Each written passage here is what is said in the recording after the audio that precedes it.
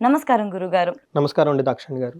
గురుగారు ఇప్పుడు 2026లో మేషరాశి వారికి ఏ విధంగా ఉండబోతుంది? 2026 సంవత్సరం గనుక చూసుకుంటే, ఈ సంవత్సరం యొక్క విశిష్టతే ప్రతి ఒక్కళ్ళకి నాయకత్వ లక్షణాలుంటాయని జెప్తారు. హుహు. అంటే లీడర్‌షిప్ స్కిల్స్. లీడర్‌షిప్ స్కిల్స్ అంటే అన్‌సర్టెనిటీగా ఉన్నదాన్ని క్లారిటీగా వచ్చి నెక్స్ట్ లెవెల్‌కి ఎళ్ళటానికి చాలా స్మూత్‌గా ఉంటుంది. ప్రతి ఒక్కళ్ళ వాళ్ళ మైండ్‌లో ఉంటుంది. అంటే ఒక కొత్త ప్రాజెక్ట్ రావటమో, కొత్త జాబ్ రావటమో, ఒక ప్రమోషన్ రావటమో, లేదంటే ఏదో ఒకటి ఖచ్చితంగా ఉన్నతంగా ఎళ్ళటానికి కావాల్సిన అంత వాతావరణం ఈ 2026 సంవత్సరంలో ప్రతి ఒక్కళ్ళకి బై డిఫాల్ట్ ఉంటుంది. హుహు. ఇందులో మేషరాశి మనం గనక మాట్లాడుకుంటే మీరడిగిన విధంగా, ఇది మేషరాశి వాళ్ళకి చాలా ఒక ఏమని చెప్తారు తటస్థంగా, న్యూట్రల్‌గా ఉండే అవకాశం చాలా ఎక్కువగా ఉంటుంది. ఏలినాటి శని యొక్క ప్రభావంతో ఈళ్ళున్నారు. హ్మ్. ఏలినాటి శని యొక్క ప్రభావంతో ఉన్నారు. కానీ ఓవరాల్‌గా చూస్తుంటే తటస్థంగా ఉండే అవకాశం ఎక్కువగా ఉంటుంది. ఫస్ట్ 6 మంత్స్ వీళ్ళకి విపరీత వేదం అన్న కాన్సెప్ట్ తోటి ఏలినాటి శని ఉన్నా స్మూత్‌గా ఎళ్తారు. అంత పెద్ద ఇబ్బందులు పడే అవకాశం ఉండదు. సెకండ్ 6 మంత్స్ చూసుకుంటే కొంచెం ఇబ్బందులు ఫేస్ చేయాల్సిన అవసరం వీళ్ళకి ఎక్కువగా ఉంటుందని గమనించుకోవాలి. డీటెయిల్స్ కనుక చూసుకుంటే మేషరాశిలో ఉన్న నక్షత్రాలు ఇందులో అశ్విని 1, 2, 3, 4 పాదాలు, భరణి 1, 2, 3, 4 పాదాలు, కృతిక ఫస్ట్ పాదం. పేరు బలం ప్రకారం మనం చూసుకుంటే వీళ్ళకి చు, చే, చో, లా, లి, లు, లో, ఆ అన్న లెటర్స్ అంతా కూడా ఇందులో ఉంటారు. హ్మ్. అంటే మనుషులకు బాగా పాపులర్ అయిన పేర్లు ఈ అక్షరాలతో గనక ఉంటే వాళ్ళది మేషరాశి వస్తుందని గమనించుకోవాలి. సో, ఈ సంవత్సరం గనక గ్రహాల యొక్క స్థితిగతిని మనం బట్టి చూసుకుంటే, మనకి 4 గ్రహాలు చూసుకుంటామండి. ఒకటి రాహువు, కేతువు, శని, గురువు. ఈ 4 గ్రహాల యొక్క స్థితిని బట్టి మనం చూసుకుంటే, గురువు మారుతూ ఉన్నారండి జూన్ 2న. సో, ఈలోపు ఈ హోల్ ఇయర్ అంతా ఈ గ్రహాలంతా అదే విధంగా ఉన్నాయి. అంటే లాస్ట్ 6 మంత్స్ నుంచి కంపేర్ చేసుకుంటే, వచ్చే ఆల్మోస్ట్ 1 ఇయర్ వరకు గ్రహాలు ఒక్క గురువే మారుతున్నారు. ఇంకెక్కడ ఏది గ్రహం మారటం లేదనమాట. ఈ యొక్క స్థితిని బట్టి మనం చూసుకుంటే శని మీనరాశిలో ఉన్నారండి. వీళ్ళకి 12వ స్థానం అవుతుంది. తర్వాత గురువు కర్కాటక రాశిలో నుంచి సింహరాశిలోకి వెళ్తూ ఉన్నారు. తర్వాత రాహు వచ్చేటప్పటికి హోల్ ఇయర్ అంతా వీళ్ళకి ఆహ్, ఎక్కడ ఉంటారంటే అండి వీళ్ళకి కుంభరాశిలో ఉన్నారు. సింహరాశిలో కేతు ఉన్నారు. హ్మ్. ఈ యొక్క స్థితిగతులను బట్టి మనం చూసుకుంటే మనకి సూక్ష్మ గోచారం అనేది ఒక మహర్షులు కాన్సెప్ట్ బిల్డ్ చేసి ఇచ్చారు. హ్మ్. దీని ప్రకారం జ్యోతిష శాస్త్రంని చాలా సింపుల్ వర్డ్స్‌లో సాంస్క్రిట్‌లో మనకు ముందుగానే చెప్పేస్తారు.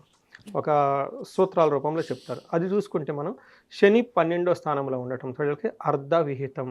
రెండోది గురువు 4గో ప్లేస్‌లో ఉండటంతోటి ఫస్టు స్థితి నాశనం 6 మంత్స్. నెక్స్ట్ 6 మంత్స్ బంధు క్లేశం అని చెప్తారు. నెక్స్ట్ సౌఖ్యం, శోకం అని చెప్తారు. అంటే అర్ధ విహితం, బంధు క్లేశం, సౌఖ్యం, తర్వాత శోకం అని చెప్తారు. మనం ఓవరాల్‌గా గనుక చూసుకుంటూ ఉంటే వీటి మీనింగ్ ఏందంటేనండి, ఈ టైంలో శని ఈళ్ళకి ఫస్టు ధనాన్ని ఇవ్వటం ఆపేస్తాడు. హుహు. సో, మేషరాశి వాళ్ళు ఎవరైనా గనక ఉంటే ధనానికి ఇబ్బంది పడే అవకాశం చాలా ఎక్కువగా ఉంటుంది. ధనాన్ని ముందుగానే ప్రొవిజన్ చేసి పెట్టుకోవటం, సేవింగ్ చేసి పెట్టుకోవడం చాలా ఇంపార్టెంట్. రెండోది వీళ్ళ దగ్గర ధనం ఉంటే వేరే వాళ్ళకి ఇవ్వటం ఇమ్మీడియేట్‌లీ హై ప్రయారిటీతో ఆపేసేయాలి. ఎందుకంటే వీళ్ళకి డబ్బులు గనక తీసుకొని అయి ఖర్చు పెట్టుకున్నోళ్ళు మళ్ళా తిరిగి ఇవ్వటం కాదు కదా! మళ్ళా ఈళ్ళనే బ్లేమ్ చేసే అవకాశం ఎక్కువగా ఉంటుంది. ఇది గమనించుకోవడం చాలా చాలా ముఖ్యం. డబ్బు సంపాదించడం ఎంత ముఖ్యమో కాపాడుకోవటం అంతకంటే ఇంకా ముఖ్యం. ఈ రాశి వాళ్ళకి ధనం పోగొట్టుకునే అవకాశం చాలా ఎక్కువగా ఉంటుంది కాబట్టి జాగ్రత్తగా ఉండాలి. అంతేకాకుండా స్థితి నాశనం అని చెప్తారు. ఉన్న పొజిషన్ కూడా వీళ్ళు కోల్పోయే అవకాశం ఎక్కువగా ఉంటుంది. ఏలినాటి శని ప్రభావంతోటి.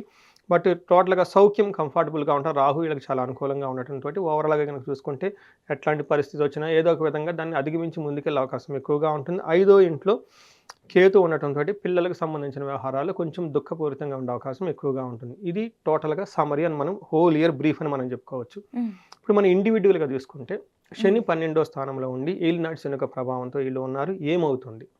అంటే మనకు అంటాం కదా! ఏలినాటి శని అసలు హ్మ్. ఏంటి మీనింగ్ అంటే హ్మ్. వీళ్ళకి మహాహాని క్లేశః కృషి భోజనమల్పశం నిత్య సంవాదం దారిద్ర్యం ద్వాదశ స్థితి స్థానకే శనో అని చెప్తారు. అంటే శని 12వ స్థానంలో అంటే జన్మరాశి లేదా మేషరాశి 12వ ప్లేస్‌లో ఇప్పుడు శని ఉన్నారు వీళ్ళకి. ఏమవుతుందంటే నిత్య సంవాదం ఎప్పుడు ఎవరితో ఒకళ్ళు గొడవ పడుతూ ఉంటారు. హ్మ్. నెక్స్ట్ నిత్యం ఎవరితో గొడవలు పడుతుంటారో ఆఫీస్‌లో కొలీగ్స్ తోటి, ఇంట్లో వీళ్ళ చుట్టూ ఎక్కడుంటే అక్కడ ఊరక గొడవ పడుతూ ఉంటారు. హ్మ్. నెక్స్ట్ ఏమవుతుందంటే కృషి మల్పష భోజనం అని చెప్తారు. అంటే గనక భోజనం తినటం కానివ్వండి, లేదంటే బిజినెస్ చేసినా గానీ అందులో వచ్చే రిజల్ట్ ఎక్కువగా ఉండదు వీళ్ళకి. అంతకుముందు బాగా మంచి ప్రాఫిట్స్ ఉంటే ప్రాఫిట్స్ అంతా తగ్గే అవకాశం ఎక్కువగా ఉంటుంది. మానహాని అంటే ఏంటి? అవమానం జరిగే అవకాశం ఎక్కువ ఉంటుంది. సో, ఈ ప్రకారం గనక చూసుకుంటే వీళ్ళకి కొంచెం శని ఇబ్బందులు పెట్టే పరిస్థితిలో ఉన్నారు. దీనితో పాటుగా రెండో ఇంట్లో దృష్టి ఉండటంతో destruction of finance and conflicts in the family, అంటే కుటుంబంలో గొడవలు వచ్చే అవకాశం ఎక్కువ ఉంటుంది.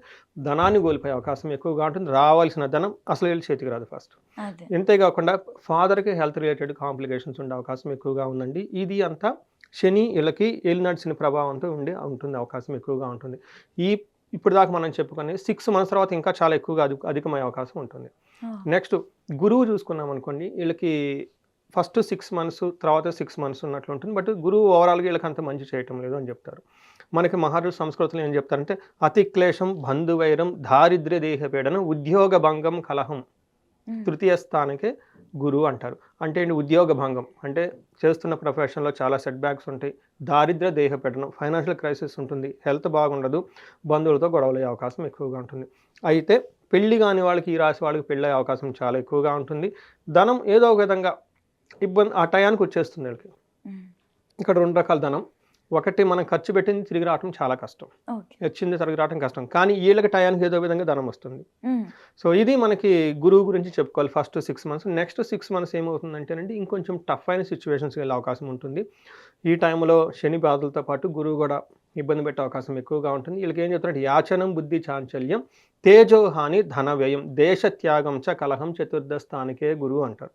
4వ ఇంట్లో జూన్ తర్వాత వెళ్ళటంతో ఏమవుతుందంటే, యాచన బుద్ధి, అప్పటిదాకా వీళ్ళు 10 మంది దగ్గర డిగ్నిటీగా వాళ్ళ హ్మ్. అవసరాలు తీరుస్తూ వీళ్ళ దగ్గరకు వచ్చే ఉన్న వీళ్ళ మనుషులు కాస్త సీను రివర్స్ అయిపోతుంది. వీళ్ళు 10 మంది దగ్గరికి అవసరాల గురించి వెళ్ళాల్సి వస్తుంది. అంతకుముందు ఒక ఫోన్ కాల్‌తో వీళ్ళ పని అయ్యేది. ఇప్పుడు వీళ్ళే 10 సార్లు వాళ్ళ చుట్టూ తిరగాల్సి వస్తుంది. హ్మ్. ఇదంతా యాచన బుద్ధి. అప్పటిదాకా మనకు అంటారు కదా, ఎప్పుడు ఈ గొప్ప మనిషి, నోరు తెరిచి అడగని మనిషి ఈ అవును. టైంలో అడుగుతున్నారంటారు. అవునా కదా? అవును. సో ఈ టైప్ పరిస్థితి వచ్చే అవకాశం ఎక్కువగా ఉంటుంది. ఎప్పుడు కావాలని అని అడగకుండా హ్మ్. డిగ్నిటీగా ఉన్న ఈ మేషరాశి వాళ్ళు ఫస్ట్ టైం వాళ్ళ లైఫ్‌లో మాకు అది కావాలి, ఇది కావాలి, ఇది పని చేస్తావా, చిన్న పని చేస్తావా, ఓ పక్క కోపం వస్తుంటది. మళ్ళీ ఆ హ్మ్. కోపాన్ని దిగమింగుకొని మళ్ళీ తప్పక వాళ్ళు అడిగి, ఈ టైప్ సిచ్యువేషన్స్ ఎక్కువగా వస్తుంది ఈ రాశి వాళ్ళకి. తేజోహాని ధనవ్యయం, అంటే అప్పటిదాకా గ్లోరియస్‌గా మంచి కరిష్మాటిక్‌గా ఉన్న వీళ్ళలో గ్లోరియస్ పోతుంది. హుహు. కళ్ళంతా వాచినట్లు ఉంటుంది. మొహం అంతా టైర్డ్‌గా ఉంటుంది. ధనం విపరీతంగా కోల్పోతూ ఉంటారు. దేశ త్యాగం అది చాలా చాలా ఇంపార్టెంటు. హ్మ్. ఈ టైంలో దేశ త్యాగం అంటే ఉన్న ప్లేస్ నుంచి వేరే దూర ప్రదేశాలకు వెళ్ళిపోయి అక్కడ ఉంటారు. సో హ్మ్. ఇది మనకి ఏం చెప్తారంటే, ఈ సీతాదేవి మనకి మహాభారతంలో ఆమెకి 4వ స్థానంలో గురువు ఉన్నప్పుడు ఆ రాముల వారంట అడవులకెళ్ళిపోయిందని చెప్తారనమాట. హ్మ్. సో వీళ్ళకి దేశత్యాగం. దేశత్యాగం అంటే అండి, ఒక ప్లేస్ నుంచి ఇలా ప్లేస్ వదిలిపెట్టేసి వేరే ప్లేస్‌కెళ్ళిపోతారు. సో ఇది అంతా వీళ్ళకి గురువు వీళ్ళకి తీసుకొచ్చే కొంచెం ఇబ్బందులని చెప్పుకోవచ్చు. అయితే ఈ టైంలో ఖర్చులు వీళ్ళు శుభకార్యాలకు ఎక్కువగా ఖర్చు పెట్టే అవకాశం కూడా ఎక్కువ ఉంటుంది. ఆ! సో ఇదంతా మనకి రాహువు తర్వాత గురువు, శని ఇస్తున్నారని మనం చెప్పుకోవచ్చు. నెక్స్ట్ 11వ స్థానంలో రాహు ఉన్నారండి. ఇది మంచిది. ఇప్పటిదాకా 2 గ్రహాలు ఇబ్బంది పెడుతున్నా ఇక్కడ 11th హౌస్‌లో రాహు ఉండి చాలా యోగ్యతనిస్తున్నాడని మనం చెప్పుకోవచ్చు. రాహు 11th హౌస్‌లో ఉంటే ఏమవుతుంది? గో జీవ గజ సంఘానం క్షీరాన్న సుఖ భోజనం, వస్త్రమాల్యాది లాంఛన లాభం చ ఏకాదశగతో ఫణి అని చెప్తారు. అంటే 11వ స్థానంలో రాహు ఉండటంతోటి హ్మ్. విశేషంగా కలిసొస్తుంది. ఎలా కలిసొస్తుంది? పూర్వకాలంలో మనకి అశ్వాలు, గుర్రాలు, ఒంటెలు, ఏనుగులు ఇవన్నీ ఉండేవి కదండీ! అవును. అవి ఇప్పుడు లేవు. హ్మ్. కానీ రూరల్‌లో ఉన్నాయి కాబట్టి వాళ్ళ ద్వారా వీటికి లాభం వస్తుంది. బట్ సిటీలో ఉన్న వాళ్ళకి చూసుకుంటే ఇంటర్నెట్, సెల్ ఫోన్స్, హ్మ్. Social media, movies, film stars, హ్మ్. ఇలా కరిష్మాటిక్ రిప్రజెంటేషన్ ఎవరైనా గనక ఉంటే వాళ్ళ ద్వారా విశేషంగా లాభిస్తుంది వీళ్ళకి. అంతేకాకుండా సపోర్టింగ్ సిస్టమ్ ఎవరున్నా గానీ అదంతా వీళ్ళకి వస్తుంది. కార్లు గానివ్వండి, మనకి బెంజ్ కార్లు, ఇలా లగ్జరీ కార్లు అంతా వీళ్ళకి బాగా విశేషంగా లాభం వస్తుంది. పొలిటీషియన్‌ల ద్వారా లాభం వస్తుంది. ఇవంతా వాళ్ళకి చాలా చక్కగా ఉంటుంది. క్షీరాన్న సుఖ భోజనం, మంచి మంచి భోజనం చేస్తూ చక్కగా హ్యాపీగా ఉంటారు. వస్త్రమాల్యాది లాభం చ, ఈ టైంలో కొత్త బట్టలు కట్టుకుంటారు. ఫంక్షన్స్‌కి అటెండ్ అవుతూ ఉంటారు. చక్కగా ఉంటారని మనం చెప్పుకోవచ్చు. సో ఈ ప్రకారం గనక చూసుకుంటే రాహు వీళ్ళకి విశేషమైన యోగ్యతనిస్తున్నాడని చెప్పుకోవాలి. గురువు 50-50 అని చెప్పుకోవచ్చు. శని మాత్రం కొంచెం వీళ్ళకి ఇబ్బంది పెడుతున్నారని గమనించుకోవాలి. అయితే 5వ ఇంట్లో కేతు ఉండటంతో మనకేం చెప్తారంటే, పిల్లల విషయంలో కొంచెం హెల్త్ జాగ్రత్తగా ఉండాలి. వాళ్ళ ఎడ్యుకేషన్ విషయంలో జాగ్రత్తగా ఉండాలి. రెండోది స్ట్రాటజీస్ ఉంటారు. పెద్ద పెద్ద ప్లానింగులు చేస్తే హ్మ్. కన్‌ఫ్యూజ్ అయిపోతారు. అందుకని ఈ టైంలో ఓకే. పెద్ద పెద్ద ప్లానింగులు చేయకుండా హ్మ్. జాగ్రత్తగా ఉండాలి. ఇన్ సమ్మరీ మేషరాశి వాళ్ళకి నాకొచ్చే ఫోన్ కాల్స్‌ని బట్టి చాలా విషయాల్లో జాగ్రత్తగా ఉండాలి. ఒకటి ధనం విషయంలో, 2 మోస్ట్ ఇంపార్టెంట్ అందరూ కవర్ చేయరు. రిలేషన్‌షిప్స్ ఇష్యూస్ చాలా వచ్చేస్తాయి వీళ్ళకి. భార్యాభర్తల మధ్య గొడవలు వచ్చేస్తూ ఉంటాయి.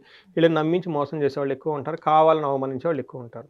ఓకే. ఇది 5 బుల్లెట్ పాయింట్స్. ఈ విషయాలు వీళ్ళు కేర్‌ఫుల్‌గా ఉండాలి. ఇన్ కేస్ అలాంటిది జరిగితే ఇది ఈ గ్రహస్థితి వల్ల ఉంది హ్మ్. అని ముందుగా మైండ్‌లో పెట్టుకొని వెళ్ళిపోతే బాధపడరు. హ్మ్. ఇది లేదనుకోండి, అయ్యో! ఇది నాకెందుకు జరిగింది? ఇది నాకెందుకు అని చెప్పి తెగ హ్మ్. బాధపడిపోతూ ఉంటారు. రాంగ్ డెసిషన్ తీసుకునే అవకాశం ఎక్కువగా ఉంటుంది. అసలు మన రాశి ఫలాలు ఎందుకు తెలుసుకోవాలంటే ఇందుకని. మెంటల్లీ మనం గూడా ప్రిపేర్ అయ్యి ఉంటాం గాబట్టి, ఎలా ఫేస్ జేయాలి, ఏంటి అని ఒక క్లారిటీ మనది మనకే ఉంటది. జాగ్రత్తలు గూడా తీసుకుంటాం గాబట్టి. అన్ గురుగారు వీటికేమైనా పరిహారం జెప్తారా? పరిహారం చూసుకున్నాం అనుకోండి, ఈ రాశి వాళ్ళు ఫస్ట్ పరిహారం ఏంటంటే పేషెన్స్. హ్మ్. సహనో పరమో ధర్మః అంటారు. మనకు హ్మ్. పాసిమల్‌లో కూడా చెప్తూ ఉంటారు. సహనంగా ఉండు, పేషెన్సీగా ఉండు, పేషెన్సీగా ఉండు. హ్మ్. కొన్నిసార్లు సిట్యుయేషన్ మనకు అనుకూలంగా లేనప్పుడు సహనంగా వెయిట్ చేయటం అనేది ఫస్ట్ ఈళ్ళకి. హ్మ్. దేనికి ఆవేశపడకుండా ఉండాలి. హ్మ్. నాకెందుకవుతుంది అని ఈళ్ళు బాధపడకూడదు. హ్మ్. అవుతుంది, అవుతుంది. ఇది టైం సరిగ్గా లేదు కాబట్టి ముందుకెళ్ళిపోవాలి. రెండోది ఈళ్ళు ఆధ్యాత్మికంగా చింతనుండాలి. హ్మ్. దేర్ ఆర్ పరిహారాలు 2, 3 రకాలు. ఒకటి హ్మ్. లైఫ్ స్టైల్ పరిహారం. ఉదయాన్నే హ్మ్. లెగవటం, యోగా చేయటం, మెడిటేషన్ చేయటం, తర్వాత భక్తి గుడులకెళ్ళటం, గోపురాలకెళ్ళటం, పెద్దవాళ్ళకి సేవ చేయటం. హ్మ్. ఇవన్నీ ఎవర్ గ్రీన్ పరిహారాలు. డబ్బులు ఖర్చు పెట్టకుండా. హ్మ్. కాతే అవి మనం చెయ్యం. అంత టైం మనకుండదు. అది హ్మ్. పెద్ద ప్రాబ్లమ్. అంటే హ్మ్. అందరికి కుదరదు కదా! అంత టైం ఉండదు కదా! హ్మ్. నెక్స్ట్ పరిహారం ఈళ్ళకేం చెప్తానంటే గురువులకి సంబంధించి ఆశ్రమాలకెళ్ళటం, యోగా నేర్చుకోవటం, తర్వాత మెడిటేషన్ చేయటం, స్పిరిచ్యువల్ బుక్స్ చదవటం అనేది రెండో ఈజియెస్ట్ డబ్బు లేనిది హ్మ్. రెమెడీ. చాలా కష్టం ఆ రెమెడీ. డబ్బు లేదు కాబట్టి మనం గ్రాంటెడ్‌గా తీసుకుంటాం. రెండోదేంటంటేనండి ఇక్కడ కొంతమందికి ఈ టైంలో శని సంపూర్ణ శాంతి పూజలని ఉంటాయి. అంటే హ్మ్. శనికి సంబంధించి తైలాభిషేకం చేయటం, హ్మ్. రెండోది జపాలు చేపించటం, హోమాలు చేయటం, దానాలు చేయటం చేయాలి. అది ఆ! వీళ్ళకి చేత కాదు కాబట్టి పండితులు వాళ్ళని పిలిపించుకొని వాళ్ళ దగ్గర చేపించుకోవాలి. శని పాశుపత అభిషేకం అని ఉంటుంది. ఈ శని పాశుపత అభిషేకం చేపించుకోవాలి. హ్మ్. ఆ శని పెట్టే బాధల నుంచి బయటకు వస్తారు. రెండోది దక్షిణ కాళి అమ్మవారు మంత్ర జపం ఉంటుందండి. ఈ మంత్ర జపం ఒక 10,000 సార్లు జపం చేపించుకోవాలి. ఎందుకంటే ఈళ్ళ మీద ఎవరైనా అటాక్ చేసినా, ఈళ్ళ మీదకి ఎవరైనా ఇబ్బంది పెడుతున్నా, వీళ్ళకి సరిగ్గా టైం పరిస్థితులు బాగలేదని చెప్పేసి ఆహ్, ఇబ్బంది పెట్టాలని కావాలని పెడితే వాటి నుంచి వీళ్ళకి రక్షణ వస్తుంది. వీటితో పాటు ఎవరికైనా కార్యజయం కావాలనుకుంటే మన్యు పాశుపత అభిషేకం అని ఉంటుంది. ఇది చేపించుకోవాలి చక్కగా. One of the most important remedy ఏందంటే వీళ్ళకి ధనం విపరీతంగా కోల్పోయే అవకాశం ఎక్కువగా ఉంటుంది. లేదా ధనం రాకుండా ఆగిపోయే అవకాశం ఎక్కువగా ఉంటుంది. ఎవరైతే బిజినెస్ పీపుల్ ఉంటారో మనీ ఫ్లో చాలా ఇంపార్టెంట్ కదా! హ్మ్. బిజినెస్ కావాలంటే మనీ ఫ్లో ఉండాలి. హ్మ్. ఆ మనీ ఫ్లో ఎప్పుడైతే ఆగిపోతుందో వీళ్ళ ఖర్చులు పెరిగిపోతాయి. హ్మ్. ఆపరేషనల్ కాస్ట్ అంటారు. షాప్ రెంట్‌లని, ఆ ప్రిమిసెస్ రెంట్ అని, సాలరీస్ అని, అవ్వని, ఇవని ఇన్‌కమ్ ఉండదు. ఇది ఖర్చులు పెరిగిపోతుంది. దాన్ని బ్యాలెన్స్ చేసుకోవడం చాలా కష్టమవుతుంది. హ్మ్. ఇలాంటి వాళ్ళకి స్వర్ణలక్ష్మి విశేష హోమం అని ఉంటుంది. ఈ స్వర్ణలక్ష్మి విశేష హోమము చాలా చాలా పవర్‌ఫుల్. నేను చాలా మందికి చేపించున్నాను. అవి చేపించుకుంటూ ఉంటే చాలా బాగుంటుంది. దీనితో పాటు కుబేర పాశుపత అభిషేకం అని ఉంటుంది. ఇవి చేపించుకుంటూ ఉండాలి. ప్రతి ఒక్కళ్ళు రుద్రాభిషేకాన్ని మంత్లీ ఒకసారి కానివ్వండి, అట్‌లీస్ట్ 3 మంత్స్ లేదంటే ప్రతి పండగకి చేసుకుంటూ వెళ్ళిపోతుంటే చాలా బావుంటుంది. అగైన్ ఇప్పుడు దాకా నేను ఇవి చెప్పినయంతా ఈళ్ళు చేయటం కుదరదు. బ్రాహ్మణోత్తములు గాని, వేద పండితులు హ్మ్. గుళ్ళల్లో పూజారుల దగ్గరికెళ్ళి వాళ్ళకి నమస్కారం చేసి ఇది ఇలా మాకు కావాలని చేస్తారు. అది డబ్బులు కూడా ఖర్చవుతుంది. ఆ! వీటితో పాటు ఇంకొన్ని ఉంటాయండి. కొంచెం ఓపికగా ఈళ్ళు చేసుకుంటే ఇంకా చాలా బాగుంది. శని పిప్పలాద స్తోత్రం అని ఉంటుంది. హ్మ్. చాలా సింపుల్, చాలా పవర్‌ఫుల్. దీన్ని రెగ్యులర్‌గా చదువుకుంటూ ఉండాలి. శనికి తైలాభిషేకం చేసుకుంటూ ఉండాలి. వీటితో పాటు వీళ్ళకి ఆహ్, గురువులకు సంబంధించి ఆశ్రమాలు ఎక్కువ విజిట్ చేస్తే గురు బలం వీళ్ళకి ఎక్కువ వచ్చేస్తుంది. తర్వాత మెంటార్స్ అంటారు కదండీ! హ్మ్. Subject matter experts. అవును. ఇలా వీళ్ళందరిని కలిసేసి వాళ్ళ దగ్గర ఆశీర్వాదాలు తీసుకుంటూ ముందుకెళ్ళిపోతే చాలా బావుంటుంది. ఈ టైంలో వీళ్ళు చేయకూడని పనులు 4 ఉంటాయి. ఫస్ట్ పెద్ద పెద్ద ఇన్వెస్ట్‌మెంట్‌లు పెట్టి ఏదేదో చేయాలని ఆలోచన ఉండకూడదు. ఆ! రెండోది వీళ్ళ దగ్గర ధనం ఉంది కదా! వాళ్ళకి వీళ్ళకి ఇచ్చేద్దాం అనుకోండి ఆలోచన తీసేయాలి. హ్మ్. మూడోది మిమ్మల్ని అవమానిస్తూ ఉంటారు. హ్మ్. అవమానించే వాళ్ళకి రియాక్ట్ అవ్వకూడదు. హ్మ్. Most important relationship issues. Relationships అనంగానే అది బాయ్, గర్ల్ అని కాదండి. ఫ్రెండ్స్ వాళ్ళు ఈళ్ళు అన్నీ. హ్మ్. ఇప్పటిదాకా ఈళ్ళకి నమ్ముకొనుండి, హ్మ్. ఈళ్ళ దగ్గర డబ్బులు తిని, హ్మ్. ఈళ్ళకి కావాల్సిన ఏమంటారు రకరకాలుగా నటించిన వాళ్ళంతా ఈళ్ళ చుట్టూ పోగవుతారు. హ్మ్. తానా తందనా బ్యాచ్ ఉంటది. ఈ హ్మ్. బ్యాచ్ అంతా ఎళ్ళిపోతారు. ఆ! అందుకని ఎవరిని ఈళ్ళు వదిలిపెట్టి పోతుంటే రెస్పాండ్ అవ్వకపోతుంటే వాళ్ళకి ఒక కొబ్బరికాయ కొట్టేసేయండి. హ్మ్. వేస్ట్ పీపుల్ అంతా పోతున్నారు లైఫ్‌లో. హ్మ్. మళ్ళా ఇదంతా బాగున్నప్పుడు మంచి టీము, చక్కటోళ్ళు ఈళ్ళకొస్తారని గుర్తుపెట్టుకోండి. హ్మ్. హ్యాపీగా ఉండాలని చెప్పేసి 2026 సంవత్సరంలో హ్మ్. వీళ్ళకి అష్టైశ్వర్యాలు, భోగభాగ్యాలు చక్కగా ఉండి, అలానే ఏలినాటి శని యొక్క ప్రభావం వీళ్ళ మీద ఎక్కువగా పడకుండా ఉండాలని మనం కోరుకుంటూ